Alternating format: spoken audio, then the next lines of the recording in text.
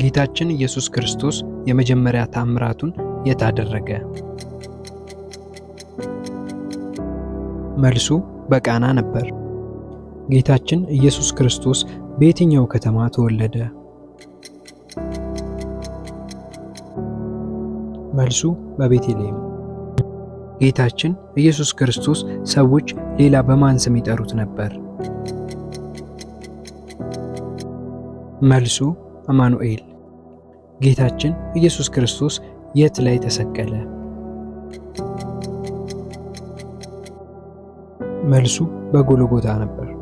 የጌታችን ኢየሱስ ክርስቶስ ደቀ መዝሙር 3 ጊዜ ሳይታመን የቀረው ማን ነበር?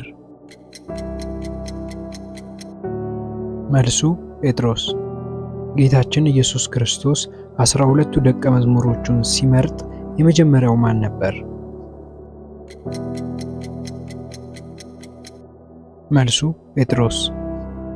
ቪዲዮ ከተመቾት ፎሎ እና ላይክ ያድርጉ።